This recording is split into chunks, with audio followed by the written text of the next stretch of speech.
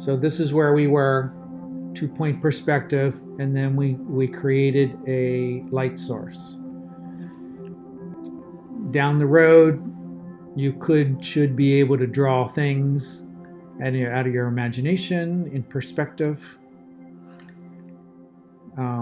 We've just looked at a cube or a square. We're going to be moving into a sphere, and then there's a column. And this one has it's all about the light, right? So you can be able to see where the light's coming from. The light comes down here and it hits this, that goes into the shadow, and then there's reflected light here, and this is the cast shadow. Same over here, same over here. So you can see where the light is. Basically, this is all behind the light on some level. Another piece that's got the lighting, so that's what makes something look three-dimensional, is that you understand how something would work in perspective. Perspective, perspective, perspective, perspective. This doesn't have that because it doesn't have the information of, it's a sphere, so it lacks that level. There's no information on it. So let's look at this. So this is a piece that's got a light source on it, and we have a cone and a sphere and a cube and a column. So the light is unified. The light's coming down this way. It hits this side, it hits this side, it hits this side, hits this side. So if I treat it and toss it into Photoshop, this is what Photoshop's going to see, is I break it into shapes. So one of the things that I'm taken by is even the background. Most people don't have any awareness or consciousness of negative space. Negative space is what's all around this. You actually can't have these shapes without having negative space.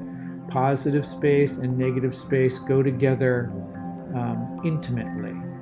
So this is what the computer sees. The computer breaks it into shapes, and if I could even count my numbers of values here. 1, 2, 3, 4, 5. 1, 2, 3, 4, 5.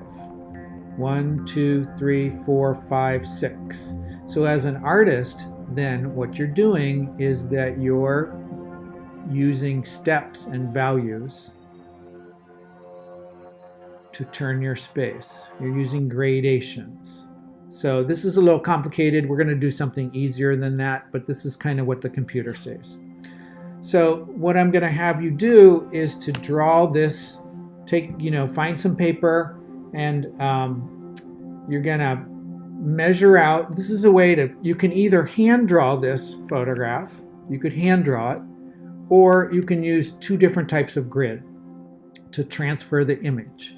So one grid is where you have a piece of paper, and all you do is you have to make a perfect square. So if it's 1 inch by 1 inch, or if it's 1.5 inches by 1 inch, or 2 inches by 2 inches, you make a perfect square, and then you have 1, 2, 3, 4, 5, 6 of those. And then you have 1, 2, 3, 4. So as you transfer an image, this is how I was able to set a Guinness World Record by creating the world's largest chalk drawing, right? We covered 90,000 square feet, and it came out of a small drawing that had a grid on it. So we gridded it out. So instead of one of these being at 1 inch, each one of these was 30 feet, and there was a whole bunch of them. So if I'm drawing, if I have 1A, all I'm doing is I'm really lightly sketching just that shape. I try to see it in this whole square, like where is it? It's over here. So then I look at this square and I go, oh, there's just a teeny triangle there and a little bit of that ball right there. And I draw it really lightly. So any good draftsman or drawer draws really lightly in the beginning. It's this sketching, because what you're doing is you're slowly working on establishing something on your drawing paper, on your picture frame. So you draw it really lightly. Later on you commit, later on you do details. So, I might look at this, because I have some straight lines, I could look at this point here and then come all the way down where C and D meet, and I could go in that far, which is about 1/4 of the way, and I could put a little anchor point. And then I could take my ruler and I could ruler that line. And then from there to here, then I could do another anchor point, and then I could kind of just lightly draw it a couple times. It has to come down this low to be there. And so I go through each shape and I work on, it's a lot about negative space. It's like, okay, that's not a little bit more than halfway down. So put a little anchor mark there. How does it go up? If I draw this a couple times, can I get a circle-ish, closest, lines, things like that. And then here's another way. If you don't have a ruler, this is the rule of thirds. I will cover it other times. This is an old geometrical system, so that whatever size you're working with, you can do a diagonal and another diagonal, and that will give you the center. And you can keep subdividing this piece until you have this light grid work on it, and transfer your piece that way. So they're kind of the same things. This one's a squared measurement thing. This is more of a geometrical thing. And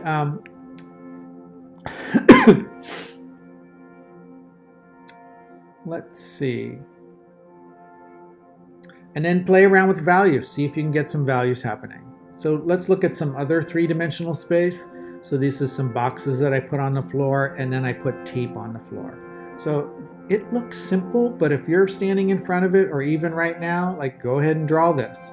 After you've spent some time working on this and got this down and done this drawing, this will be another drawing. This could be a sketch in your sketchbook. You could do it quickly. You can see how this is still all set up in 2-point perspective. And then if you wanted to, just the beginning of looking at 3-point, then 3-point looks like this. So here's the center line, right? It's almost straight on. Right there's about the center. And then as lines, because this is all below the horizon line, I'm looking down at it, then all of these points go to another vanishing point that's down here. So 3-point perspective, which is really how the world works, XYZ. You have one vanishing point here, one vanishing point here, and one vanishing point here.